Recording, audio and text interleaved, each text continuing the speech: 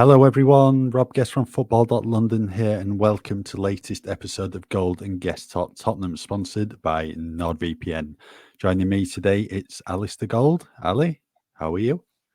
Yeah, all good. We have a kind of double Spurs win. Obviously, a really good result, gritty, kind of hard fought performance at the City ground last night, which I'm sure has left certainly you and me and all the Spurs fans travelling back a little bit bleary eyed today.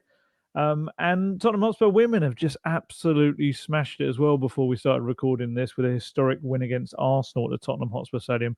Watch the game, honestly. They were superb. They were so good. And the goal they scored, the winning goal through Martha Thomas, was absolute, just lovely, in keeping with the Spurs identity right now. Robert Villaham's got them playing beautiful football, attractive attacking football, as Postecoglou is trying to do with the men's team as well. And, with the academy sides as well flying high, feels a little bit like, touch wood, cross your fingers, whatever superstitious things you do, Spurs are kind of heading in some kind of direction right now, and it's actually a good one. So, loads for us to talk about today.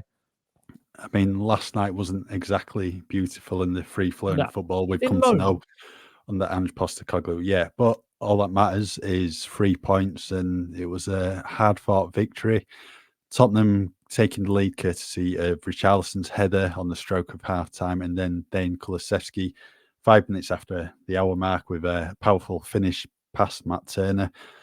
It was quite hard in the end for Spurs, to try and see out the game with Yves Bissouma sent off for the second time this season, but they managed to do it. It's back-to-back wins. They're level on points with Man City as things stand at the moment, but at time of recording, City are playing at home against Crystal Palace, and you would imagine they are going to get maximum points. But all Spurs can really do at the moment is just keep winning those games and keep up the pressure on the top four. And fingers crossed, they should be in a nice position in the league table come Christmas Day. Yeah, I mean, it was one of those games, wasn't it, where the result was so important. We've spoken a lot about really kind of attractive attacking play, even mentioned it at the top of this.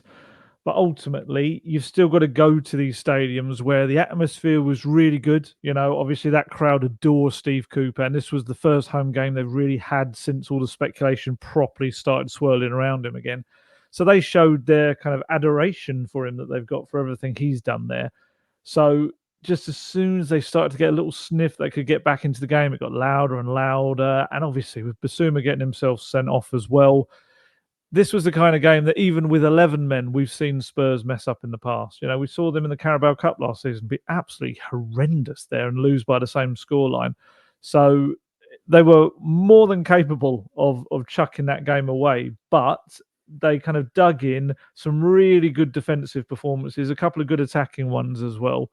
And ultimately, they come away with 3 points that really kind of solidifies their place in that top five as well. That top five, that put a lot of pressure on the likes of United, Newcastle, Brighton this weekend, that if they don't win their games, they're 6 points adrift from that top five. And that's a little kind of, it's a little group that's starting to pull away, and Spurs want to be a part of that. So to come out of that little sticky spell, get back-to-back wins in very differing styles as well, coming through more absolute carnage and madness and ridiculous things that happen, as Spurs always do.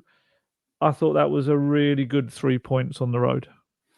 Yeah, I mean, they're not always going to be at the free-flowing best. No. We've seen this time a number of times this season where they've been scoring goals for fun, but it's always going to be a tough game at the City ground. I mean, it's a really, really good atmosphere there anyway, but especially under the lights on a Friday night with Steve Cooper's job up in the air, and the atmosphere was brilliant there throughout the game. And I think the previous game against Newcastle, when they won 4-1, that's, I think, one of those games where your attacking players love it. But I thought last night it's one of those where the defensive players appreciate it, the win, because they had to really dig in deep, be solid at the back.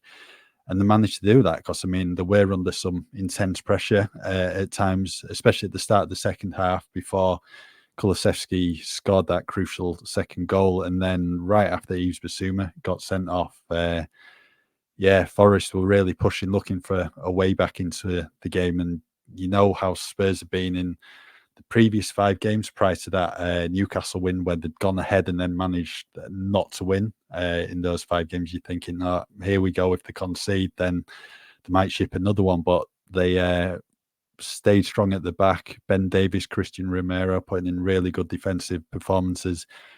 Guglielmo Vicario as well. One really crucial save from Harry Toffolo at the end, and one you perhaps didn't know too much about. I think it was from Nico Williams.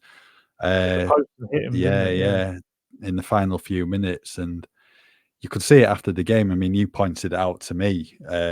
Vicario instigated this moment at full time where he called defensive players over. I think he already had Christian Romero and Ben Davies around him. Pedro Porro and Destiny Udogie came in to join in this mini huddle. So did Oliver Skipp and Emerson Royale, and they were celebrating, a really, really good defensive showing, keeping a clean sheet. And another 3 points that really mattered to them last night, and they, knew the importance of that win and what they managed to do in terms of the defensive side of the game. Yeah, it was strange, wasn't it? It was like a post-match team huddle for just those who had really contributed to defensive efforts. Although Højbjerg didn't seem to be invited. I mean, that just might have been that he wasn't around. I'm sure that was nothing personal. I mean, Emerson kind of leapt on top of them all, and you could see they were like, no, we're having a chat. And he was like, leapt on them. Vicario, Postecoglou pointed this out in the week, that Vicario is starting to grow as a leader at the back as well. I presume it's because he's getting more confident in his surroundings, settled, his performances have been superb. He's definitely, we can hear him. He's a much louder voice at the back. And yeah, it just felt like he organised this little thing at the end to say, it's the first clean sheet since October against Fulham. Should have been more, really. You think about the late moments, the Palace goal for Ayew that was a little bit iffy. You think about the added time goals at Wolves, even the Joelinton goal last weekend. These are goals that probably shouldn't have happened. They'd have had more clean sheets. I mean, most defenses will say that any goals shouldn't happen anyway, but those were particularly kind of tough ones to take.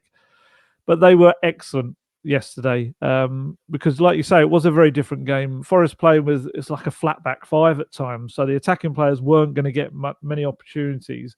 And then as the game kind of slightly turned with the one man less, it kind of became Spurs then became the counter-attacking team, and we're having to sit back. And the defence was magnificent. Vicario, although he only had to make one kind of really impressive save, that close range one from Toffolo, his command of his area was superb. Just grabbing the ball in the air whenever it came by. There was one really good flying punch he did that actually Forest fans were applauding in front. I could see that. They were like, okay, that's pretty, that's brave, that's terrific. I actually had some stats on Vicario as well. He's made 50 saves this season, and he's actually made 14 high claims, they're called. Those sort of ones where they grab them out of the air from crosses, which is the joint 6th highest in the Premier League. So he's clearly...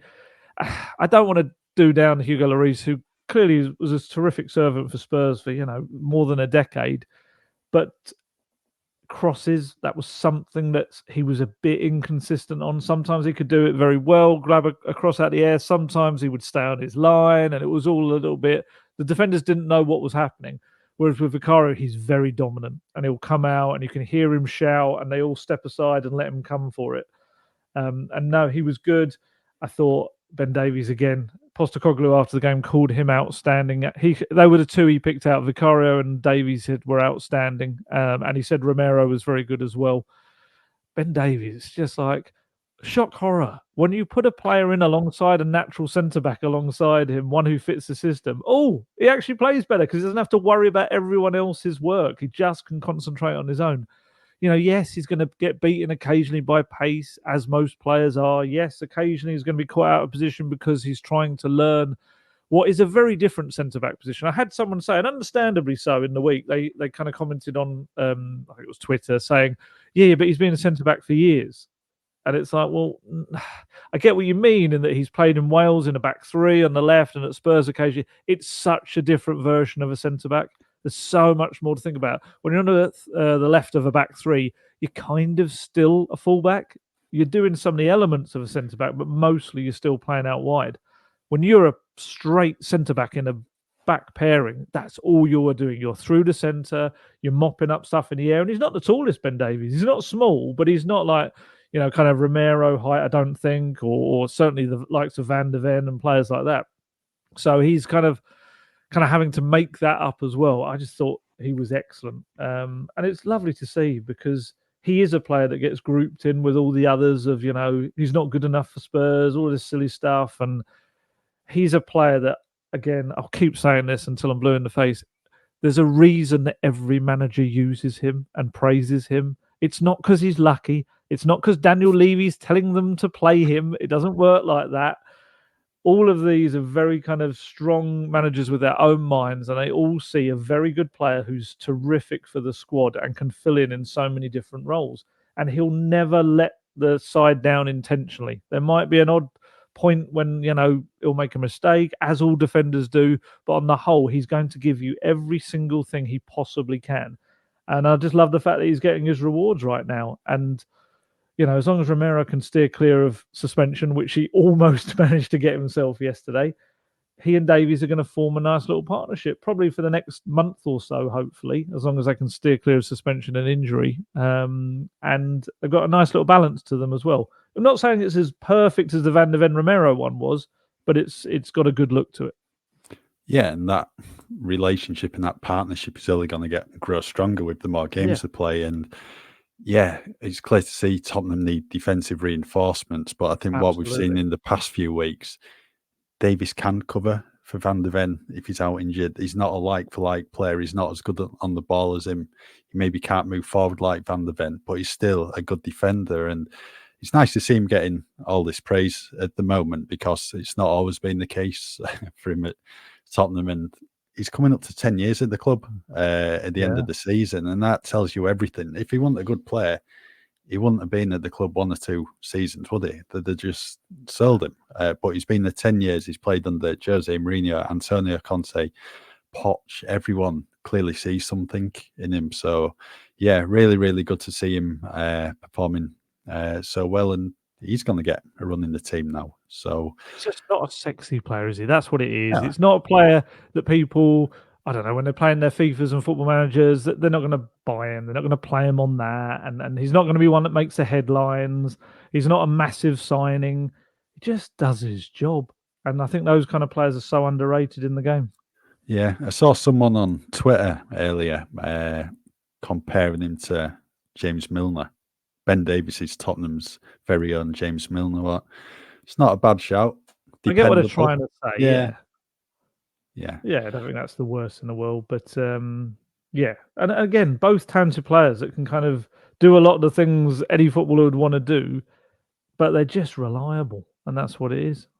Yeah. Just on Christian Romero, my word, I thought he was lucky last night in terms of 2 occasions I thought he was. Yeah, that first one where he clipped Kouyaté when he was running down the left wing, that just looked like a stone wall yellow card. And you're thinking, right, he's suspended for the Everton game, but was given a bit of a reprieve. And I think the other one was just outside the area, was it? Not long after. They played on, didn't they? They played on for ages. And we were, I think both Guesty and I were both like, yeah, keep playing on. Maybe the referee will forget. And he did. Well, he either didn't deem it to be a foul or he forgot, but he never went back to it.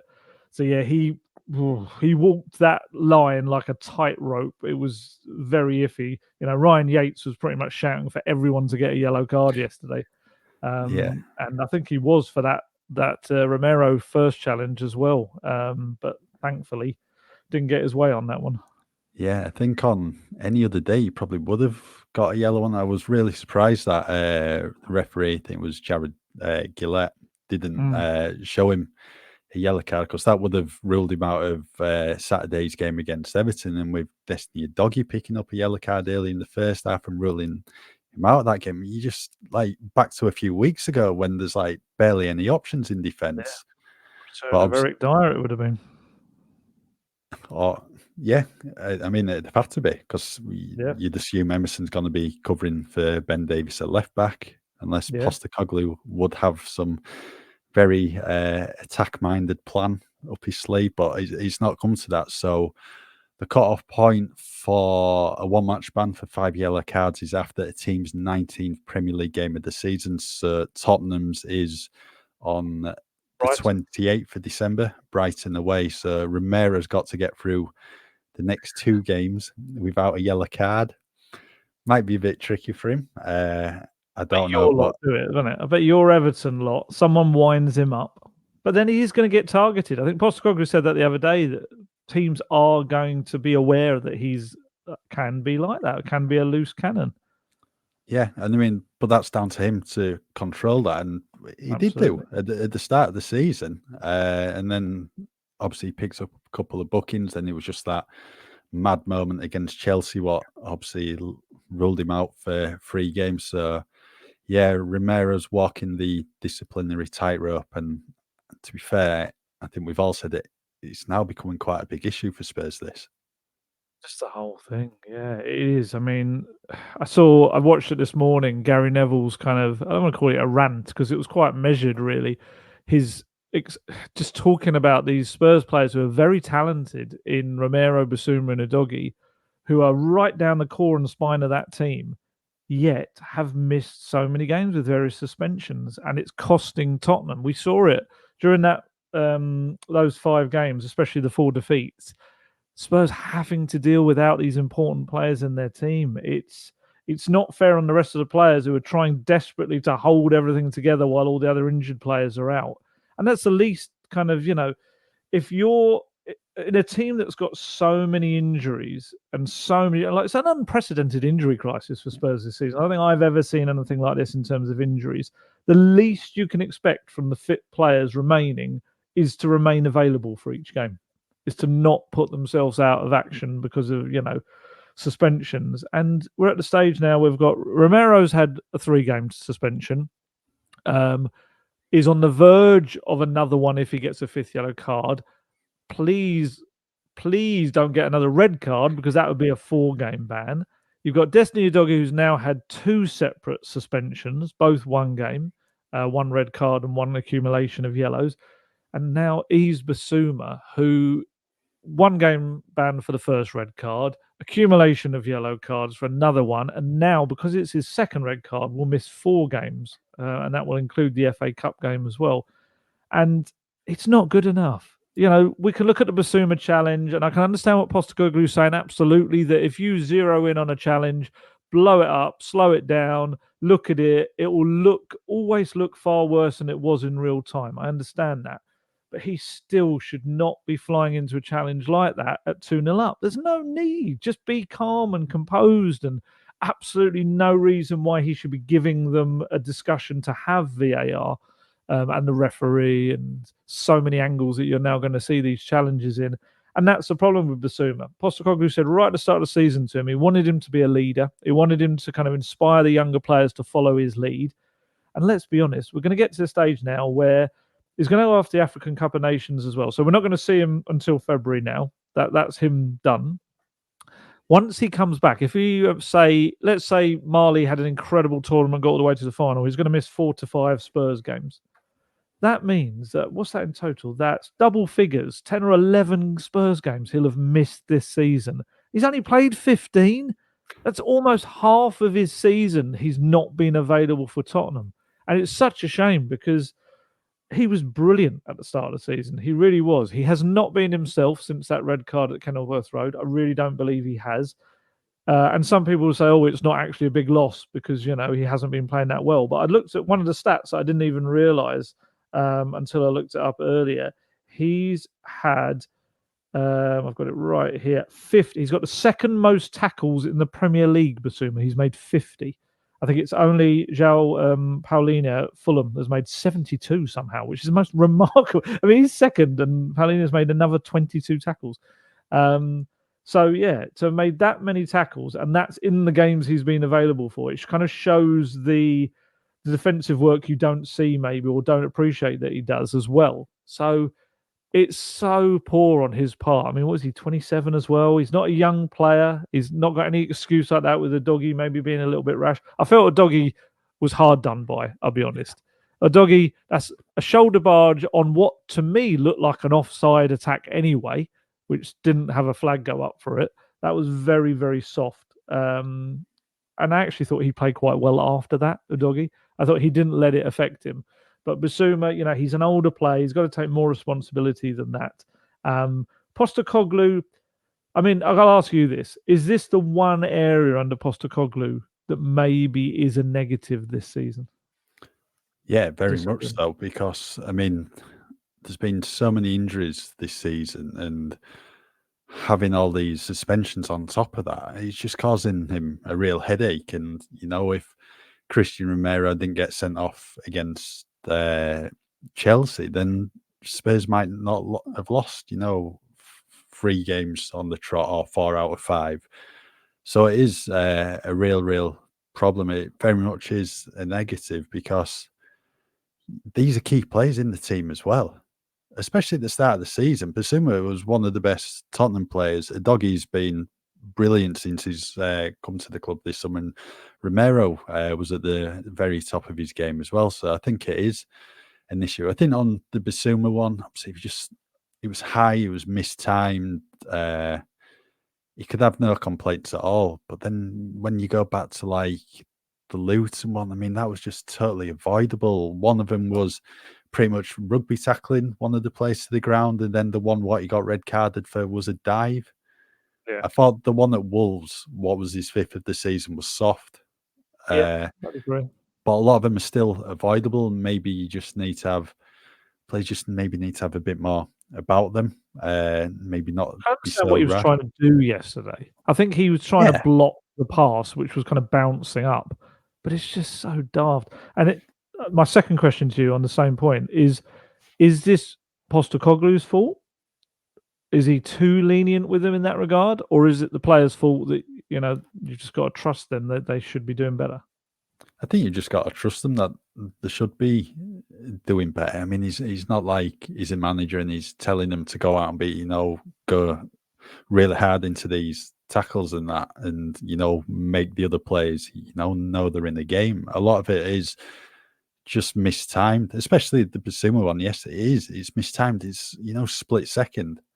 It's just one of these things, but it needs to be improved on. It needs to be stopped immediately, because it could harm the Champions League chances come the end of the season. And there's one player we've not even mentioned, and that's Pat Matasar. He's now on 4 bookings for the season because he got one in the game last night. So he's also 1 booking away from a 1-match ban. Almost got a second yellow at the end. That's what I was going to say. I think it was when Oliver Skip broke, wasn't it, and tried playing it across to Sarr. Ball went a bit too far. Sarr's chased it, ended up clipping one that Forest players in his own box. And you're thinking, that could have been a yellow card as well. So he could have been sent off. So, yeah, there's a few. I think it's Romero and Sarr on 4 yellows. Then I think it's Højbjerg, Kulusevski, and Porro on 3, but with 2 matches Porro left. was getting closer, You can't see him getting 2 bookings, but it's going to given the way happen he's now. going You've at the moment, absolutely made it happen. something will happen. So yeah, I mean, come the Bournemouth game, it might be the kids playing. It could be. And I mean, here's the quotes that Postecoglou said after the game when he was asked about the challenge and whether there was a discipline issue. For the challenge, he said, "I think they slowed it down and they saw what they saw, and we have to copy it." And as for the suspension, he said, "Well, it's an issue, but it's not so much discipline. Tonight, like I say, I haven't seen a slowed down version, but it's just a desperate lunge more than anything malicious. The guys are having to adapt to learn to play our football without crossing a line, but I loved the commitment they showed. Unfortunately, we paid a price because it's not just this game. He obviously misses a big chunk of football, but it is what it is." And I think that's the thing for me. That's the only thing that I love so much about what Postecoglou's doing. But I do think when it comes to discipline, certainly publicly, he's a little bit wishy-washy. One week he'll say it's not an issue and it's not a problem and it's something that just happens naturally in the game. They're going to be this relentless football. It's going to draw challenges, yellow cards, things like that. But then in the next week, he'll call for discipline. And he'll say that, they need to be a bit more aware and they need to understand that they're costing the rest of their teammates and things like that. And then the next week he'll change that and he'll say, "Oh, no, when I mean discipline, I just mean about, the way they play the game and keeping themselves kind of playing their conviction in what they're doing with the ball." And it's a bit like, I think if you keep a consistent message about it kind of publicly, it kind of matches whatever you're saying privately. And I'm sure he's unhappy with Bissouma privately. He must be. The guy's is such a talented player, and he's missed so much football for Spurs. He's going to by the time he returns in February. And especially as he sees him as someone that's so integral to this kind of number 6 role within his squad. So yeah, it's, in his words, it is what it is, but I don't know whether it should be what it is. I think they should be doing better myself. Yeah, with Bissouma as well, he's only harming his own chances, because if he's coming back potentially middle of February, he gives someone like Højbjerg or Oliver Skip the chance, to Bentancur could be back February as well. play in the team, get a good run of games under the belt. Bentancur, yeah.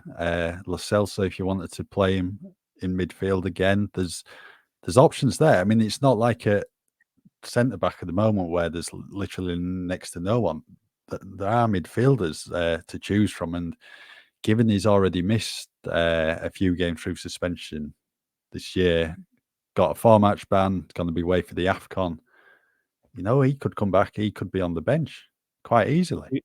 Absolutely. And kind of one of the names you mentioned there, I'm kind of treading on, I think, what we were going to talk about a little bit later, but I'd be intrigued to see, especially because he came off the bench ahead of Højbjerg, whether he finally gives Oliver Skip a go in the number 6 role.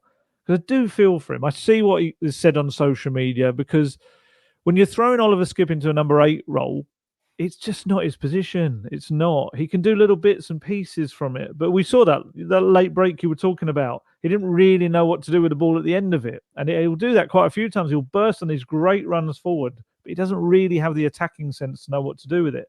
Whereas as a number 6, when he played at Norwich that season, he was superb, in a number 6 kind of / box-to-box role, but mostly number 6 role. And he was so good. And he just hasn't really been able to, and we saw it actually with Spurs as well, but just under Postecoglou, it hasn't happened yet for him. And instead, he's coming off the bench for these little kind of snippets of game time. Last night was his most minutes he got in a Premier League game since Brentford on the opening day of the season for Spurs. And he's coming in, being expected to kind of get used to the rhythm of the game. And I could see that early in the game, he was a little bit chasing shadows to begin with. But I actually felt defensively, as the game wore on, he became quite important around the Spurs box in the pressure and getting the tackles in and interceptions. And that was why, he was called into that defensive huddle as well, because he did play his part in it. And I just wonder now whether you'd think he'll go for the experience of Højbjerg, but I just wonder whether Skip kind of gave him any pause to think, well, maybe should I give the young guy a chance in the number 6 role and see what he can do? Because, again, like you say, it's Bissouma opening the door for other people to take his spot. And I don't think he could have any complaints if they do, because he's brought it on himself it's one of those, isn't it? Yes, you can argue about, loads of people argue whether it's a red card or not. I think the majority will think it should have been. But the problem is, it's a little bit like, I don't know, a kid who gets a suspension at school, who's constantly getting suspensions at school. There might be the odd occasion when he didn't really deserve it, but because he's done it so many times, you kind of lose that little bit of sympathy for him. And that's kind of, I think, maybe where we're at with Bissouma, is that he just keeps bringing it on himself. And Romero, the same. I don't think he's any different in this scenario. So goodbye, Yves Bissouma, until later next year. February. That's just mad when you think about it like that. It is. Are you saying Højbjerg starts against Everton, but you won't be opposed to Oliver Skip getting an opportunity in there? I'd like to I'd like to see Postecoglou give him a shot in his natural position. I think he deserves it. And let's be honest, he's more likely to have a long-term future than Højbjerg is. I still think that Skippy might be off next summer, potentially on a loan somewhere because of the lack of game time. But Højbjerg seems destined to kind of leave. I just wonder whether it benefits you more to give Skippy a little chance to have a run in there, maybe. But I don't know. Postecoglou might feel that against especially someone with a nous of like Sean Dyche's Everton team, he maybe needs that extra experience of a Højbjerg. We'll see. We'll see what happens. But Lo Celso should be back as well, so it adds another option in there. But I can't really see him going Lo Celso, Kulusevski and Sarr. That's quite a lightweight, maybe slightly more attack-minded team as well. Although Sarr has played defensive midfield, I just don't know whether I'd want him there on his own as the lone defensive midfielder. Yeah, I think we'll probably see a bit more of Oliver Skip over the coming weeks, especially with the Burnley Cup tie. You'd probably think he should start that game because you'd imagine Ange will probably rotate a few players. Hopefully not as many as last time against Fulham in the No, Carabao Cup, mind you. But that we hasn't skipped got as last. many to rotate. Yeah, true. But that we've skipped last night when he was going through in the final minute. He had the beating of, I think it was Danilo. If he just went Yeah, on an extra yard, it looked like Danilo had stopped and, thought, I'm yeah. not getting him here. If he'd managed to take it on an extra yard, he probably could have got a shot away, but you can see what he was doing. But don't matter. Spurs won, didn't they, in the end? So, They did. yeah. Right, halfway through the pod, Ali, do you want to let everyone know about the benefits of using NordVPN? Of course. The Golden Guest Talk Tottenham podcast is sponsored by NordVPN, as you should know by now. And if you don't, you can use the service in a host of different ways to enhance your internet experience. NordVPN is the fastest VPN in the world, and that means there's no buffering, no lagging, and you can stream your favorite shows from anywhere in the world without your bandwidth throttling. Honestly, used it so many times. It's something that's helped me so many times over the years, whether it be through work, whether it be through just being able to watch the things that I pay for that I should be able to watch in the UK. But for some reason, when you cross a border into another country, they try to stop you doing that. And it just allows you to set your location of your device to being back in the UK so you can still watch it. And likewise, it works the other way in terms of you being able to watch things from abroad. And not only that, but the outlay on a NordVPN subscription is cheaper for you in the long run. That's because you can purchase streaming services or bookings from other countries at a much cheaper rate. So, for example, you could book flights from other countries, which could be cheaper too if you're booking them from those countries. So it means you're paying out for Nord, but you're saving money overall. There's a whole host of other benefits from signing up to NordVPN, so why not give it a go? You can grab the exclusive NordVPN deal by going to nordvpn.com/goldguest to get a huge discount off your NordVPN plan, plus 4 additional months for free. It's completely risk-free with Nord's 30-day money-back guarantee. Right, let's move on to some of the positives from last night because obviously the disciplinary issues, that was a massive, massive negative, but a major talking point from the game. So one of the positives, perhaps the biggest positive, Dane Kulusevski at the moment. What a player he is for Tottenham, really come into his own over the past few weeks. Probably displaying some of his best football in the Tottenham shirt since his move to club. Obviously was incredible initially when he first joined on loan, helped Spurs get into the Champions League. But it's like Ange's taken him up another level or two since he's come into the club, and that switch to into the midfield certainly helped him because that's where he played when he was coming through as a youngster. I think he said in one of his interviews it was when he went on loan to Parma. He eventually moved to the right wing, and that's where he's pretty much stayed ever since. But he wasn't in the midfield role for that long last night because of Brendan Johnson's injury, what we'll obviously touch on in a bit. But he was still influential. And I mean, he had a huge say on the game, literally from the first few minutes. It was really nice bit of footwork outside the area, reverse ball to play Son. Not a good first touch from Son, looking back on that. It just seemed to send him a bit wide. Still managed to get a shot away on goal, but Matt Turner saved it. And then Brendan Johnson's stabbed effort at goal, what Turner pushed around the post. That all came from Kulusevski again, and then it was Kulusevski who put in a really good ball for Richarlison. Really good delivery, a lot of pace on it, and I think it was one of those where Richarlison just needed to divert it into the goal, and he did exactly that. And Kulusevski got the goal his performance deserved on 65 minutes. Certainly helped by Turner in the Forest goal. Really poor kick from him. It must be said that Son did well to close him down and make him rush that Yeah, kick. good pressure. Yeah. It was. And then the keeper didn't exactly cover himself in glory with the shot either. It was powerful, but straight through him. But Kulusevski's performances at the moment, wow. And deservedly the player of the match as well from Sky Sports.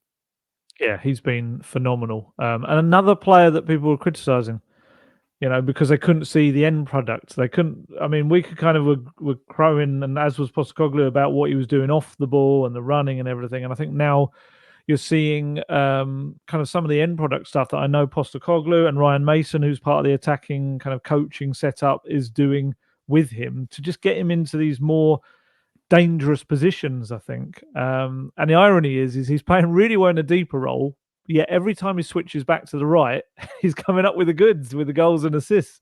It's just unfortunate maybe in a deeper role that people aren't finishing things off.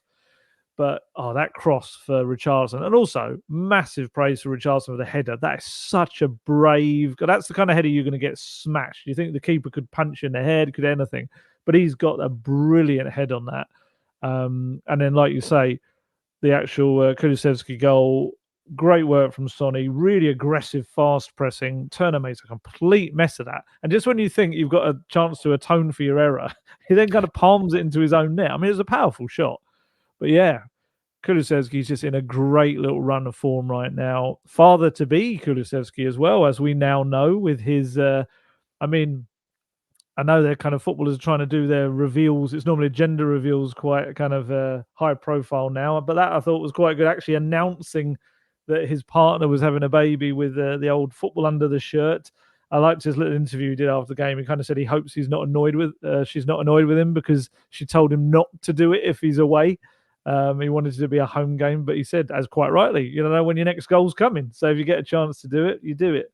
I think the baby's coming along in April, he said. So, yeah, lovely news for him. And he's in a great kind of run of form right now. And he just looks happy in himself. He looks like he's loving life under Postecoglou.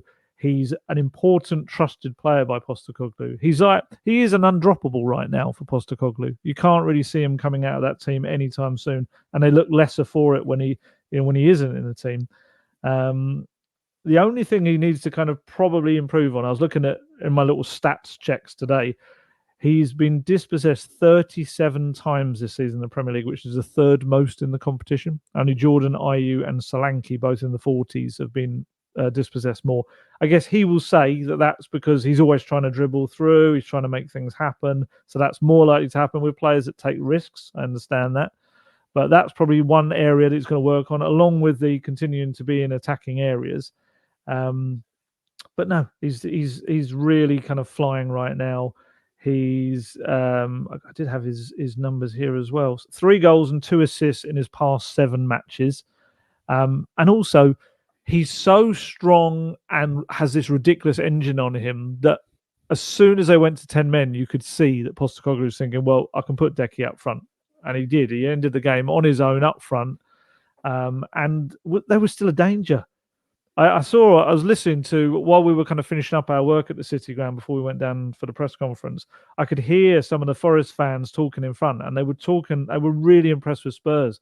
And it was players like Kulusevski. They were saying, like, even with 10 men, they were so dangerous constantly.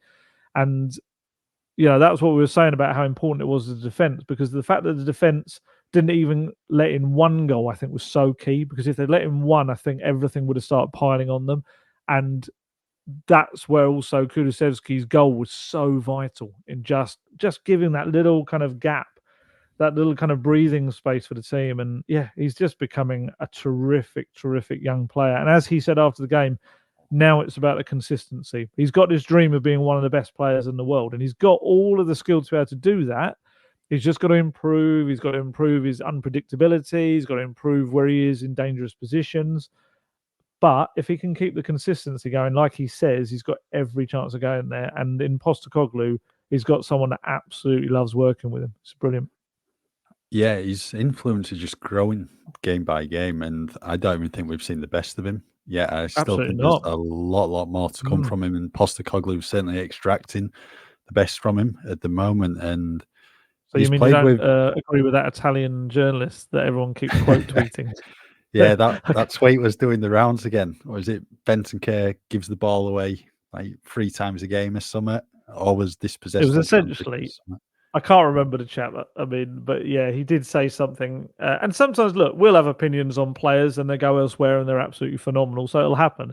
But yeah, essentially the gist of it was Juventus absolutely have stitched Spurs up here. Thanks for taking Bentancur and Kulusevski because they're rubbish. Was kind of pretty much to paraphrase massively.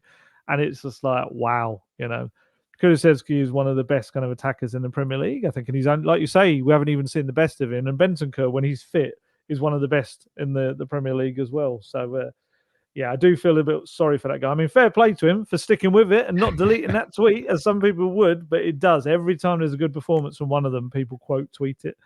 Yeah, it's just so good, Kulusevski, really is. Yeah, he's played with a number of top players throughout his young Yeah. career already. Cristiano Ronaldo at Juventus, Zlatan at international level for Sweden.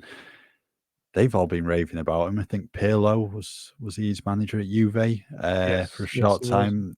He had some really good words to say about him. So clearly a very, very talented player. And yeah, I think the goals and assists are going to start increasing for him over the remainder of the season. And that second goal last night, I think we could see the importance of it at the time because Forest were pushing on and gave Spurs that 2-goal cushion. But I think the importance of it just grew and grew like 5 minutes later as soon as Bissouma got that red card. Because, I mean, if it wasn't for that second goal, then we might not be talking about a victory. Absolutely. Are you happy with your mate Richie? That's goals in back-to-back games now for the first time at Spurs. Yeah. Happy for him. If he wants to keep the run at 2 games, that'll do. for Saturday. Oh, yeah, you're going to be devastated, aren't you? If he scores a hat-trick next week, you're going to be so torn. No, well, you're not mean, really. You're not going to be torn, but... No, he's great to see him just getting a bit of a run in the team and just getting on the score sheet now, back-to-back games. I said to you last night, once he scored the header, it's like you've got someone in the box now who's really good in the air. Was it 6 of his 8 Tottenham goals have been headers? Sonny, not so good with his head when he's in the central role. At least you got Richarlison, someone who will throw himself at the ball. So it's like, put a good ball in for him and he'll go for it, and he's capable of scoring it. So yeah, good to see him just see his confidence lift as well. Just regular football. Unfortunate to make way with 20 minutes to go, but I mean that's always going to be the case when someone's sent off and attacker makes way. But yeah, he just looks more like himself at the moment, getting a run of games, confident. Yeah, good for him. 5 goals, 3 assists in 15 matches as well. Yeah. 8 goal involvements in 15. That's better. You know, we've been talking about a £60 million signing. It still needs to be more, but that's getting towards the productivity that I think we want to see from him now. And yeah, we said it before, but you can definitely notice how much freer he is in his movement. It's Postecoglou keeps referring to it. It is. Since he's had that groin surgery, he's just kind of been unleashed, really, and you know, and that's not only in attacking, that's also getting back and starting moves himself with tackles.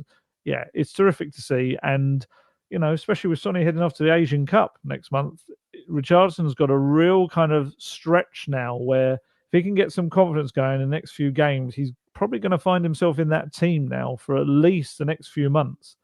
A real foundation for him to build on, I think. Yeah, I don't think he could have really timed it any better getting on the goal trail, especially with Sonny heading away. He's going to get a really good run in the central role at the moment. And if he manages, you know, to carry on this purple patch in front of goal, then at least Ange and everyone at Tottenham will be able to see they've got someone who can, you know, ease the burden on the team when Son's away. And he wasn't exactly blessed with chances last night. I think his header on goal was probably his only attempts in the first half, because I can't really think of any other opportunities. Because Spurs, one blocked shot, and that's on the edge of the box. That's it. Spurs did struggle to break down Forest at times. There was obviously a couple of opportunities, what we've mentioned, when Kulusevski teed up Son and Johnson. But other than that, there wasn't much to report on. So yeah, really good to see Richie on song at the moment. Yeah, and obviously Brennan Johnson, lost him early in the game. From our position, it was quite worrying because you could suddenly see all the Forest players and the Spurs players calling kind of very quickly and frantically over for the bench for someone to come on. There must have presumably been a fair bit of blood and a particularly unpleasant cut on his head. It was just, you know, absolutely nothing in it, nothing malicious, just an accidental clash of heads going up for a ball in the box, and he's just come off worse. From what I understand, 16 stitches in his head. Bit of a headache this morning, I'd imagine, as well. Thankfully, no concussion, which is obviously is brilliant for him and also for Postecoglou, because it means, there's. I mean, he would have been okay probably if there was concussion. You've got the 7-day rule, haven't you, where they're continuously tested and looked at throughout that, and obviously the next match was 8 days after. But still, just for the player himself, concussion's never a good thing, and it's something that kind of needs to be monitored so carefully. But thankfully, didn't have that. You'd imagine now, Postecoglou said afterwards it shouldn't keep him out of any kind of games. So you would imagine he wears some kind of head thing, a little bit like the thing that Jimenez wears, isn't it? Obviously, very different circumstances, but just something to protect that area of his head. Because another, like you say, had that kind of prodded little chance. He didn't really have enough time to make too much of an impact last night before that happened. But you'd imagine at home, running at the Everton defence, you kind of need him in that role. He does provide that little kind of searing pace that they need down that side. It's just a shame for him. He's been quite unfortunate with these little kind of issues, and hopefully this one, doesn't keep him out for any more than just that little bit of the match last night. Yeah, not quite the fairy tale return to the City ground that he wanted. No. We noticed the change in the fans, though, didn't we? Yeah, I mean, there was a smattering of boos early on. I suspect that was rather tongue-in-cheek, given exactly what he'd given to the club over I the don't think so. past couple of I years. don't think so. I'd love to believe you. I'd love to believe you're right. And yes, this guy got them promoted with a lot of his goals and assists and everything, and then obviously kept them up. I just think fans hate it when players leave. I just think often they feel like they've been betrayed, and I didn't feel like ironic jeers. I think it kind of felt like a few just angry people, despite the fact that £47.5 million probably really helped Forest as well. Sign another, like we said before, another 25 players or so. So yeah, I mean, it didn't feel like everyone in the ground was booing no, him, not everyone. but but when he did make way, he was given a standing ovation, and I noticed on Twitter or X, whatever it's called now,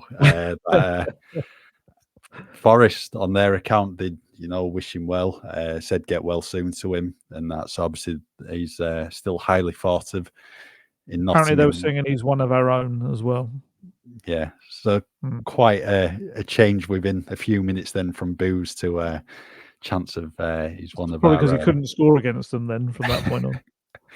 Yeah, so just really, really unfortunate for him. You just hope he's in, a good position to start against Everton at the weekend. And yeah, it's just been so stop-start for him so far. It just feels like he's not really got going. I think I've just jinxed Raul Jimenez, who I think has just been sent off against Newcastle. That's very unfortunate. We're just mentioning him literally a second later. Oh no, it wasn't a second later. No, it's in the it's earlier in the half. Yeah. I think in terms of kind of the attacking play, it was just a difficult night. We said it earlier. I'm just looking up at kind of the screen ahead of me and seeing that, Sheffield United, Chelsea 0-0, Sheffield United at half time, and how difficult it is to break down some of these teams that you just expect to kind of steamroll. It doesn't really work like that. And Forest were really kind of organised defensively, which isn't something they have always been this season. But I did think they defended quite well for long periods. They were tough to break down, and ultimately it's about moments of quality. And that ball from Kulusevski to Richarlison, that was it, really. And from that moment on, they had to kind of press forward a little bit. They get caught out with the Matt Turner mistakes, and Spurs come away with 3 points that are really, really important to keeping this momentum going ahead of the end of the year. Yep. On the subject of Johnson and injuries, there's a bit of positive news on the injury front. Bit of a surprise in terms of the Tottenham squad yesterday. What I think shocked us all was Eric Dyer back on the bench. Ange was asked about injuries in his pre-match press conference and club interview, and there was no mention of Dyer. And what Ange has previously said about injuries, it would be pretty much the turn of the year, early January, when everyone's back. So that was a surprise to see Eric Dyer on the bench, and I believe you've got a bit of an update on Mickey van der Ven. Yeah, I was just going to say on Eric Dyer as well. If I'm going to be really kind of brutal, like quite brutal about it. Is it just because he doesn't really think about him as a kind of a major player in his plans? I don't know if it's as sad as that, really. I mean, technically, I think he just probably forgot about him because otherwise, that is the most remarkable recovery. I'm pretty sure he said that again on Thursday, the day before the game. So unless it's been the most miraculous return to fitness for Dyer, he might just have forgot about him, which I don't think is a good thing in itself. But yeah, Mickey van der Ven. I mean, it's more so about the fact that, you know, if you're looking at Van der Ven and Maddison and who's going to be back first, from what I understand, Van der Ven's kind of ahead of Maddison right now in terms of fitness and getting back. Obviously, very different injuries. One's a hamstring, one's an ankle problem. Van der Ven, it seems, is doing some kind of outdoor running now, which is a great start. That's the way to go. I think it's important though nobody gets really overexcited about, oh, they're back next week or anything, and you know, cue them being back next week. But this is the period now where you just are almost even more cautious than you were before, because you can't let them even take part in group training until you are sure there's no chance of a reoccurrence or setback or anything, because that would be disastrous. So, you know, there seems to be no indication from within the club that you'll like to see any of those players back before the new year. And then we were talking about this just before we came on air, that you probably don't try to even risk them for the FA Cup game. If you've got the squad available for that game at home against a Burnley team with other things on their mind, you just go with what you've got. And then that gives you all the way kind of into the middle of January with the Man U game. It just gives you that little bit longer, I think, to get more people back. And, you know, and again, with Van der Ven, you probably don't even at that point need to throw him straight back in, let's say, if he is available for that game, because you could probably say that if Romero and Davies continue their partnership, it's really good, then maybe bring Van der Ven later in the game and start to get him minutes and build his fitness up until he's ready to get back in that team. So, yeah, we'll see with him. Manor Solomon as well. He seems to be on his way back, so hopefully you'd imagine around the same time in January as well. And yeah, we'll see what happens with Maddison. It's one of those where we saw Maddison kind of indicating it's been a bit of a slow one for him. And we saw Postecoglou saying, well, he's not a doctor, so I don't know what his qualifications are, but he's on track at the moment. And then, you know, we've got Ryan Sessegnon as well, who's set to kind of return to group training in the not too distant future, in the next week or two. So we could go from, I mean, that would be perfect for Postecoglou if he ends up losing various players off to the international competition just as he starts to get the injured players back. But we know how it works, especially at Tottenham. He'll have a whole new load of injured players and probably suspended players. So it will just be the injured ones will be the only fit players, surrounded by academy players around them. Yep. Right. I think we're pretty much done for today's Golden Guest Talk Tottenham podcast. There's plenty to discuss anyway after the 2-0 win against Nottingham Forest. Bit of a rare podcast for us, recording on a Saturday. So I'm sure we'll be back the back end of next week to preview Saturday's game against Everton at Tottenham Hotspur Stadium. About the January transfer window as well, which is starting to ramp up now as well. And Postecoglou sending a letter to Santa, or Santa Levy, as he was called. He was sat next to him today at the Spurs stadium, Daniel Levy, right behind the dugout as well, which was unusual.